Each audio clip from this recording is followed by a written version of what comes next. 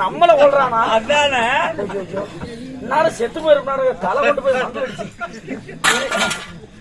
அரசருடைய ஆட்சணைக்கு நீங்க பயந்துதான் என்ன கொண்டுட்டு போயிட்டு இருக்கீங்க.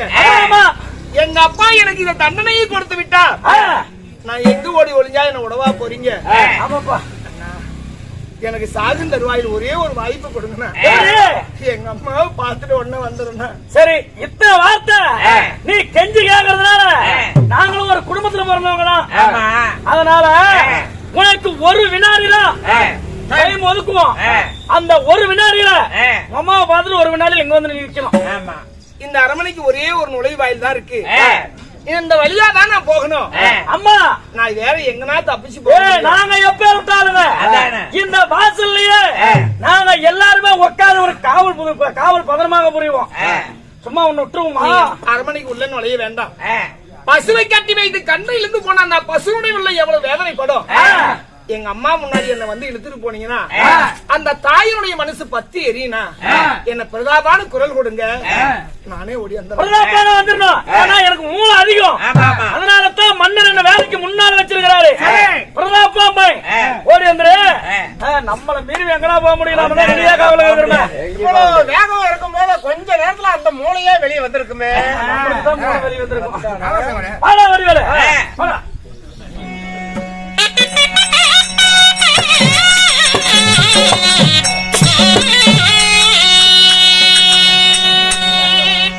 அம்மா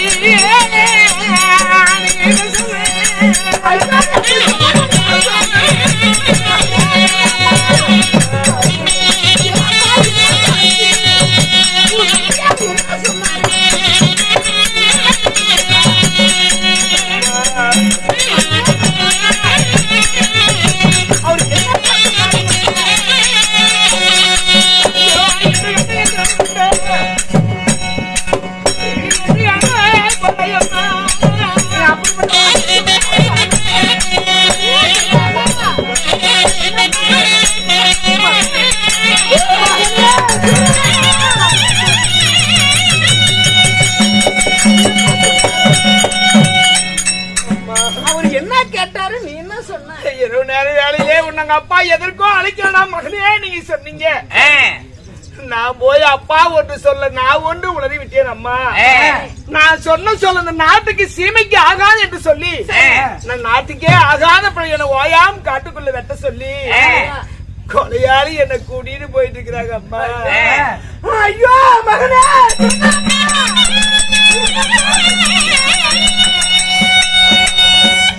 நான் ஒரு வினாடி வெளியே போகாம இருந்தா அவங்க உள்ள நுழைஞ்சு வந்துருவாங்க.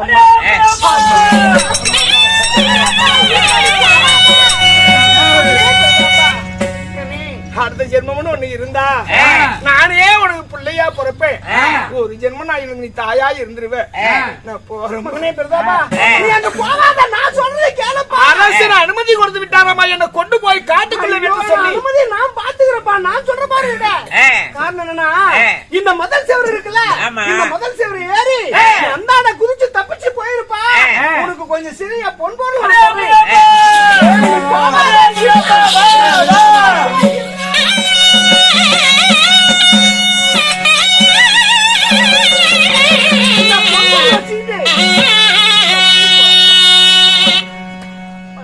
மதிலேறி குதித்து கொல்லமுறை வழியா நான் தப்பித்து போகவா?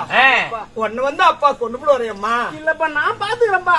நம்மளுக்கு கால நேரம் வந்து ஒரு நாளைக்கு சட்டிக்கலாம் பண்ணி தப்பிச்சு போ பண்ணி வேண்டாம்ப்பா. இதுக்கு தாமா சொன்னாங்க கொண்டு வந்தால் தந்தை கொண்டு வந்தாலும் வராவிட்டாலும் தாய் என்று சொல்லி கொண்டு வர்ற வரைக்கும் தாமா ஒரு அப்பா இந்த பெத்த புள்ள எங்க இருந்தாலும் உயிரோடு வாழ்ந்தா போதும். நீ தப்பிச்சு உண்மையிலே நான் உயிரோடு இருப்பேன். யாரா என்னைக்காவது ஒரு நாள் இந்த கோயில் தேடி நான் தேடி வருவேன்.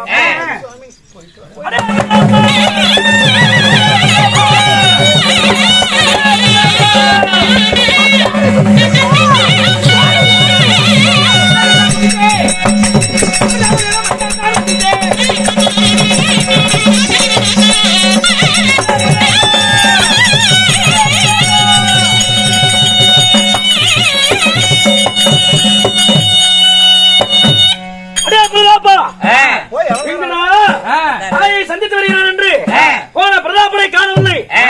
காலதாமதமாகிறது. அதனால அரண்மனைக்குள்ளே சென்று பார்க்கலாமா? பிரதாபா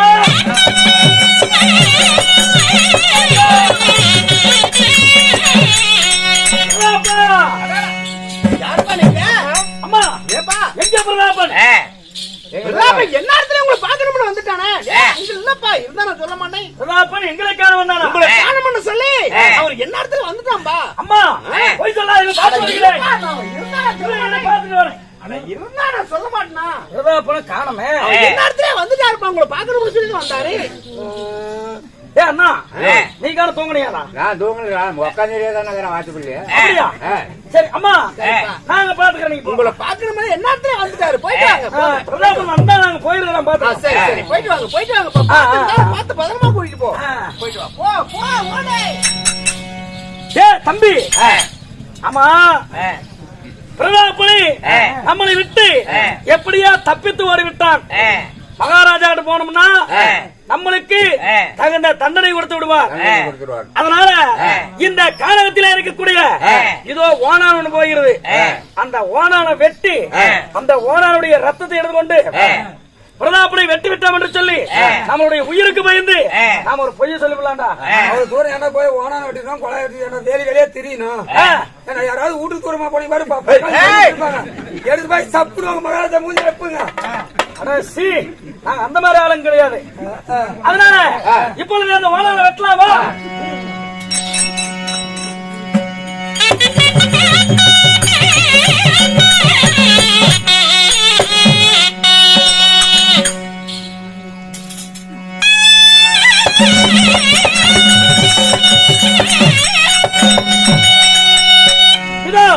நம்மளுடைய ஆயுதம் எல்லாம் ஒரே ரத்தமாக இருக்கிறது. ஏதாவது போய் மாத்திக்கிட்டு சொல்லிவிடாதா. நீ முழிக்கிறத பார்த்தா எனக்கு பொழைக்கிற மாதிரியே தெரியல. ஒண்ணும் நீ சாவர தெரியல. சரி வா போலாம்.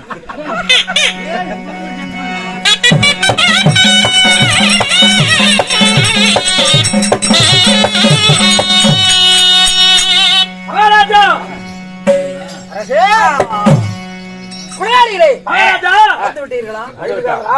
மகாராஜா நீங்கள் சொன்னது பாருங்க. உங்களுடைய மகன் பிரதாபனை வெட்டி விட்டோம் பாருங்க.